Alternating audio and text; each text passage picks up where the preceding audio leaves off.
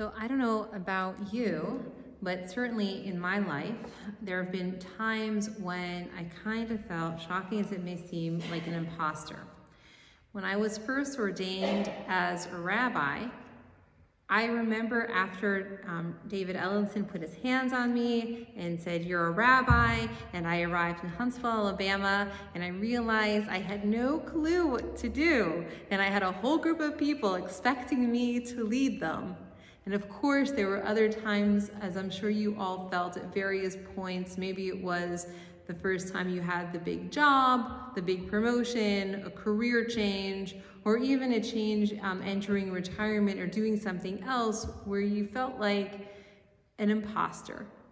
Well, there's a whole syndrome called the imposter syndrome, and according to the Harvard Business School Journal, it's loosely defined as doubting your abilities and feeling like a fraud. And as many as 70% of us have at one time or another actually felt, same as I did, an imposter. Like, why does somebody really believe I can stand in front of a group of people and spout words of intelligence? The truth is that there are many people who experience this. In addition to what I said, 70% of course, but Neil Gaiman, a well-known English author, was at a convention with another famous Neil Armstrong. And interesting, I'll share with you their interaction. Some years ago, I was lucky enough to be invited to a gathering of great good people, artists, scientists, writers, and discoverers of all things. And I felt that at any moment they would realize I didn't qualify to be there among these people who had done all of these amazing things. On my second or third night there, I was standing at the back of the hall while a musical entertainment happened, and I started talking to a very nice, polite, older gentleman about several things, including the fact that we shared a first name, Neil. And then he pointed to the hall of people in front of us and said the words to the effect of this, quote, "I'm just looking at all these people and I think, what the heck am I doing here? They've made amazing things. I just went where I was sent and did what I was told to do." And I said, "Yes, but you were the first man on the moon. I think that counts for something." And, well, I began to feel better, because if Neil Armstrong could feel like an imposter, maybe everyone, in fact, could feel like an imposter. Maybe there weren't any grown-ups, only people who had worked hard and also gotten lucky and slightly out of their depth. All of us in the world actually, as it turns out, do the best job that we can. And at times, that's all we can really hope for. Well, it's not as if Neil Armstrong or Neil Gaiman are the only persons, or even your rabbi, who has from time to time felt like an imposter. Why, in fact, Aaron the priest, not long after a great, huge ceremony was done to dedicate the temple, he too felt like an imposter. We read that Moses said to Aaron, "Come forward to the altar." P.S. He had been doing this for quite some time. "And sacrifice your sin offering and sacrifice your burnt offering and make an expiation for yourself and for the people," and so forth. But why does it have to be a reminder that Aaron has to draw near to the altar to do these sacrifices? The Bible, after all, teaches us that no word is left by chance, no thing repeated, so ultimately there must be a lesson in Moses telling Aaron he has to draw near the altar to do the thing that he has to draw near the altar to do. And so Rashi teaches us that this was specific to Aaron because Aaron was fearful to go there. Moses there said to him, "Wherefore art you ashamed? For this is the purpose that you have been selected." This is the exact reason, Aaron, that you're here.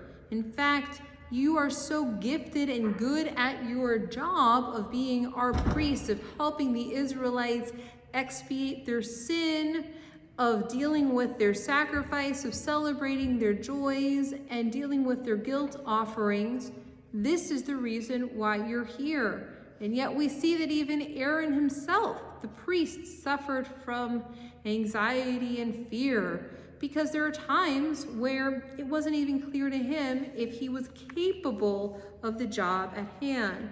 Well, why is it that he felt this way? His competence had come under question. His sons had been in there and things weren't going so well for him. So what we learn beyond that with Aaron is that there's a competence issue. Some people question our competence. For other people, there's an overthinking issue. That's the other cause of whether or not you're an imposter. You overanalyze and overthink a scenario. Some people arrive at that same circumstance, and this may be true for one of you in this room, through the comparison and competition that we in fact engage with one another. Instagram and Facebook are no help with that one, as you sit there and you look at somebody's perfectly designed house and wonder, why is it that my house can't look quite so clean as them and organized quite so well? And then we have to remind ourselves that their path is their path and my path is my path. The last cause is that sometimes when you are successful, it feels as if it's just not quite right for whatever reason. You're not deserving of it.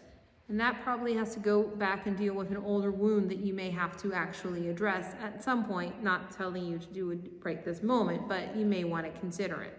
Regardless, when we analyze and think about all of these causes, we realize the causes that are described for Aaron in the Bible, that Rashi picked up on, that are mentioned in the Midrash, are not dissimilar to what Neil Armstrong experienced in a room full of scientists and entertainers. They're not dissimilar from anything else that we all experience in our own lives. In fact, that is part simply of being human. The human condition means that there are times when we lack confidence. So what do you do, and how do we overcome that? Well, there's always the fake it till you make it approach, which can be helpful for some of us. There's the just do it till you believe in yourself approach, which is also kind of the fake it till you make it. And then there's this idea that accept that you're a little bit fearful, that you're not good enough,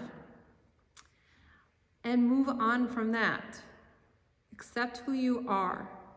Well, why am I bringing this up? Well, sometimes in having the imposter syndrome, it can also have economic consequences.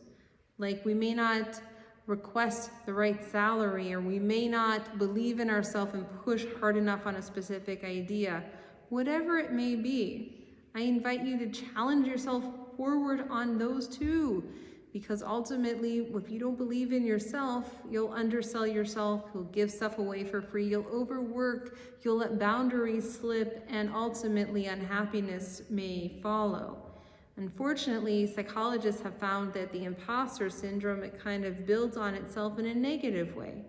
And so when we actually address some of our core wounds of who we are and how did we get here, eventually, and in dealing with the imposter syndrome, we learn, as Rashi points out from the Midrash, that Aaron had to accept that he really was chosen for this moment, that he was there to offer sacrifices and lead the people in the temple, in the tabernacle, in the Mishkan, as it were, is called in the wilderness, that he was there because he had gifts to be there. That we're here because we have gifts to be here, and we have core competencies and abilities to share them with others. And so while there may be from time to time that moment of doubt, that moment of wonderment of, am I really worthy to be here, or is it right for me to be? Just a reminder, think of Aaron and Moses. When Aaron, the high priest, the first high priest, Moses' brother, the guy who heard God speaking, the guy who trained all of the other priests, still challenged, you're no more or less human than Aaron the priest. And he got over it, and so can you.